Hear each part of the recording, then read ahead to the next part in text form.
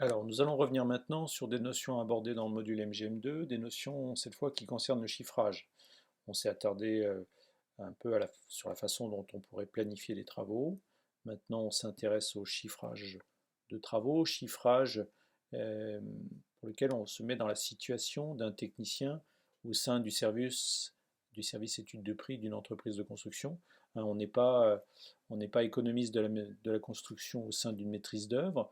On n'est pas là à évaluer le coût d'une construction et s'assurer que ce qui est conçu euh, va bien, si je puis dire, rentrer dans l'enveloppe du client, dans le budget du client. Non, on est vraiment au sein de ce d'entreprise, service étude de prix d'une entreprise de construction, à établir des devis, hein, afin de les remettre dans une offre. Alors c'est vrai qu'au vu du nombre d'heures qu'on a passé dans ce module, on a chiffré quelques ouvrages, on n'a pas établi un devis complet. On part de quoi? Ben, un devis, comment ça se présente? Voilà un exemple de devis. Forcément, j'ai retiré des choses qui sont confidentielles à la demande de l'entreprise qui a accepté de me donner ce devis. Euh, Clairement, dans un devis, il est destiné d'abord à un maître d'ouvrage, donc on va avoir besoin d'indiquer les coordonnées du client. Il va falloir indiquer bien sûr les coordonnées de l'entreprise, de votre entreprise qui fait le devis, avec éventuellement un logo. Et d'ailleurs, cette entreprise a un numéro SIRET, un numéro qui le permet de l'identifier, d'identifier ses activités. On va clairement indiquer, donner les références du dossier ou du devis. Enfin, c'est important d'indiquer que le projet de construction il est localisé à un endroit particulier. Hein, les prix qu'on va faire sont liés au fait qu'on le construit, cet ouvrage, à un endroit précis. On pense à je sais pas, à des frais de transport, à des frais de livraison. Donc on a besoin de bien noter l'endroit où se trouve le projet. On va clairement indiquer la date à laquelle le devis a été apporté. C'est important. Pourquoi? Parce que clairement, si on indique cette date, c'est que ce devis va avoir une durée de validité qui est de plusieurs semaines ou plusieurs mois. On sent bien que avec l'évolution du coût des matériaux, des matières premières, par exemple, eh bien, les prix que l'entreprise a établis à un instant T ne peuvent pas être valables ad vitam aeternam. On peut éventuellement effectivement avoir des clauses de révision là, qui ne sont pas de révision des prix qui ne sont pas indiquées, qui ne sont pas reportées dans ce devis et pour cause. Hein, une clause de révision des prix, quand vous avez un chantier ou des travaux qui vont durer longtemps, plusieurs mois, eh bien, il est normal quelque part que le coût ou les prix de vente soient actualisés ou révisés. Qu'est-ce qu'on va avoir? Eh bien, dans le devis, le cœur du devis, c'est ce tableau-là. Il comporte 4 lignes, il n'y en a pas beaucoup. On a des devis qui peuvent comporter une multitude de lignes s'il y a un nombre important de travaux.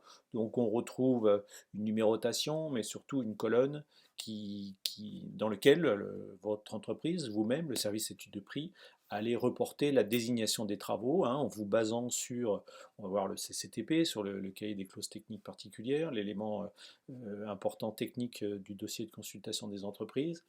Donc en face de chaque désignation, on va reporter une unité, des quantités, et puis on va établir clairement le prix unitaire de vente.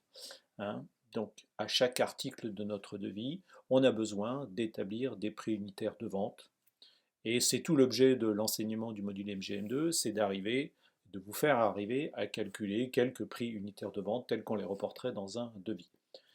Et bien évident que le prix unitaire de vente multiplié par les quantités, on reporte ce produit dans la colonne montant hors taxe et clairement on va rajouter une TVA à l'issue de notre devis. Alors si on joint au devis, en bas du devis, là vous voyez un texte, et si le client est d'accord sur les termes, sur les montants qui sont reportés, eh bien il a l'opportunité de pouvoir signer. À ce moment-là, le document devient contractuel et il lie clairement votre entreprise euh, avec lui, avec le maître d'ouvrage.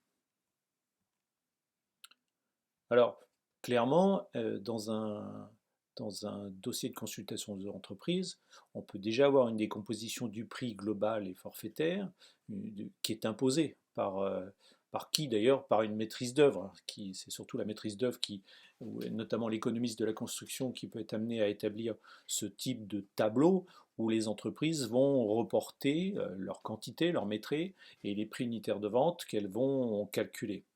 Donc pourquoi reporter ces cadres de DPGF dans un dossier de consultation des entreprises? C'est clairement pour pouvoir permettre de comparer les différents devis pour une même activité, les différentes offres des différentes entreprises, pour faciliter finalement pour effectuer le choix des entreprises. C'est clairement d'ailleurs une des missions que l'on peut confier à la maîtrise d'œuvre, hein, c'est l'assistance pour la passation des contrats de travaux. On reporte dans des colonnes, ici dans un tableau, dans un fichier Excel, dans un tableur, l'offre de chacune des entreprises. Donc le fait de suivre le même canevas, la même structure de tableau, eh bien on reporte le montant, les quantités de ce que chaque entreprise a calculé, a trouvé. Et ben, ça va permettre clairement de comparer, pas uniquement d'ailleurs le prix, le montant total qui est reporté à la fin du devis. Ça va pouvoir permettre de pouvoir rentrer un peu plus dans le détail dans chacun des devis. Et on voit d'ailleurs des cases ici qui sont coloriées, qui interpellent la maîtrise d'œuvre, là, en tout cas les gens qui ont fait cette étude, savoir pourquoi on retrouve ces quantités ou ces prix unitaires. Ça peut donner lieu à des questions supplémentaires à des questions qu'on va poser aux entreprises pour essayer de leur demander pourquoi elles ont trouvé ces quantités. Donc on aide clairement ainsi le client, le maître d'ouvrage, à choisir les entreprises. Il est important que vous connaissiez quelques termes, hein, la terminologie dans l'élaboration d'un devis ou qui tourne autour des devis est importante. La notion de recette, les recettes dégagées par une entreprise, c'est la somme des devis qui sont payés par les clients euh, pendant un certain temps, et puis aussi la somme du montant des travaux supplémentaires qu'elle pourrait avoir éventuellement été amenée à proposer à la demande du maître d'ouvrage. Donc pendant le chantier, s'il y a des travaux supplémentaires, ça donne lieu à ce qu'on appelle des avenants, donc qu'on vient joindre au devis et dans lequel sont reportés de la même façon qu'un devis le montant des travaux supplémentaires, leur désignation bien sûr, l'unité, le prix de vente. Voilà. Donc cette notion d'avenant aussi, c'est quelque chose que vous entendrez peut-être professionnellement plus tard. Le chiffre d'affaires, c'est clairement la somme des recettes de l'entreprise sur une période donnée, c'est souvent sur une année. La notion de facture, dès qu'on utilise le terme de facture, ça sous-entend que les travaux sont terminés. Donc à l'issue de la livraison, l'entreprise envoie, émet, donne une facture au client pour se faire régler les choses. Alors quand le chantier dure plusieurs mois, ça peut être le cas de la construction du gros œuvre d'un bâtiment ou d'un ouvrage de génie civil, et bien clairement on va faire appel à ce qu'on appelle des factures de situation de travaux.